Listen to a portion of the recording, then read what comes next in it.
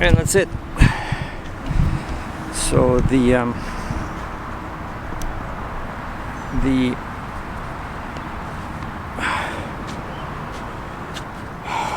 mod is complete, and I did not show you guys one more thing we did is we wrapped the last part of the exhaust with that tape, and those are the Spintech, right? So these are Flowmaster Super 44. They're bit wider, and Mike from OK Tire had to angle them a little bit because they were not fitting in. But basically, yeah, we just replaced the muffler. But let me just show you the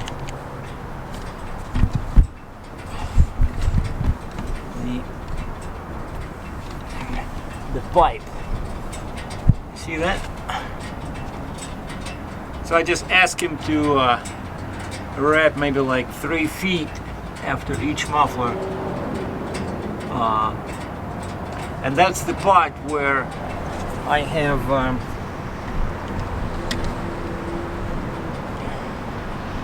where I have a bigger pipe, right? So the factory is 275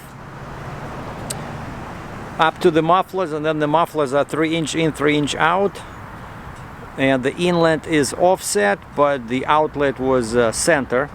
And then after the muffler, it's a 3-inch pipe, which was resonator delete kit, and so there's no resonators. And also, just to remind you guys, because that might that affects the sound a little bit, is this little thing over here.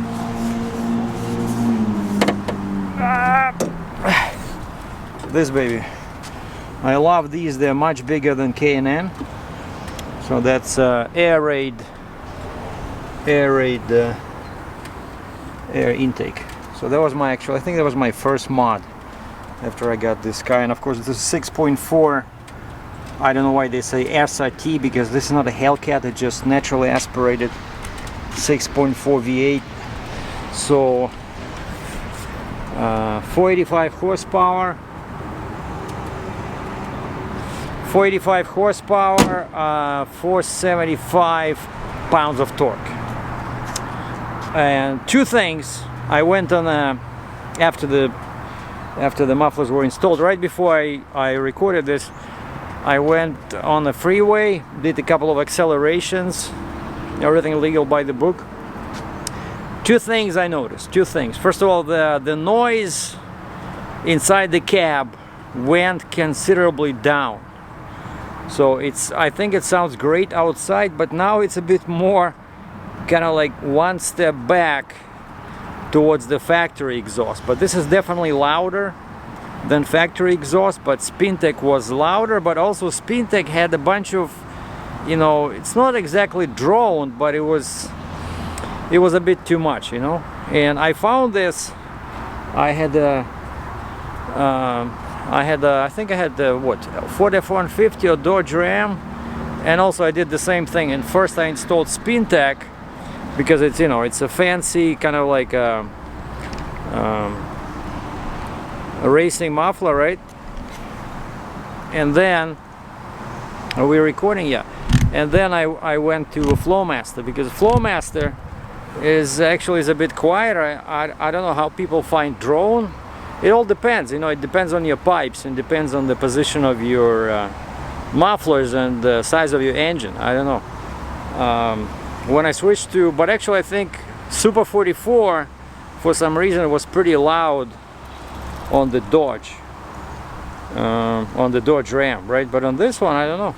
Like inside the cab, it became much more comfortable, because I just did probably the longest trip I did in my car with the 6.4 liter engine was to New York City, right? I went to New York City to that photography conference, and it's pretty loud, you know, like inside, you know, I drove so 500 miles one way from Canada, and then 500 miles back, and it gets a bit, you know, old probably after like 3-4 hours, you know, like you're thinking, wait a second, so I did this, why?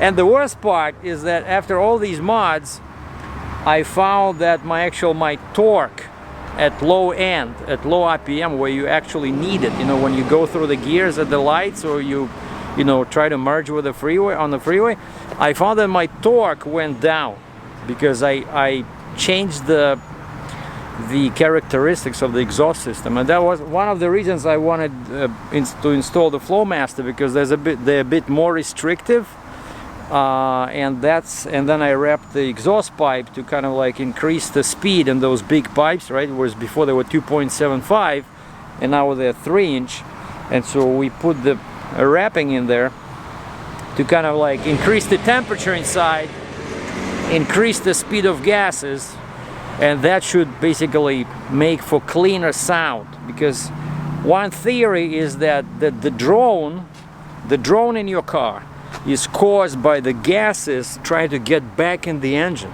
You know, like when your pipe is too big, the gases cool down and they go very slow towards the end of the car, but then there's nothing holding them back because the pipe is so big, so they actually try to go back and they create this disturbance with the gases that coming out of the engine, and that's what causes the drone. So of course it affects your performance as well, I think.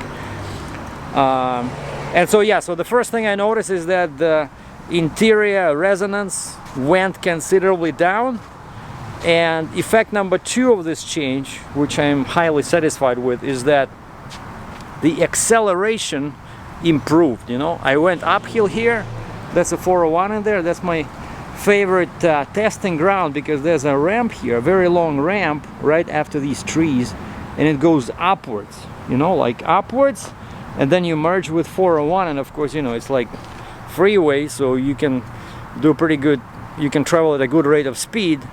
And this always shows me, you know, how the car performs at, you know, like aggressive acceleration. And right now I felt right away that even in the standard mode, again, I didn't even touch the sport button. So this is standard mode where the valve is, you know, closed. So this is conservative. And I noticed right away that the acceleration improved. And I only know that in time it'll get better, because when they do welding on the car, the guys from OK Tire always disconnect the battery, so then the car has to relearn, you know, the driving characteristics, right? The computer has to relearn, and I noticed that after a while it only gets better. Like before I switched the Spintechs out, it was actually getting pretty good, you know, after what, like a few months with them.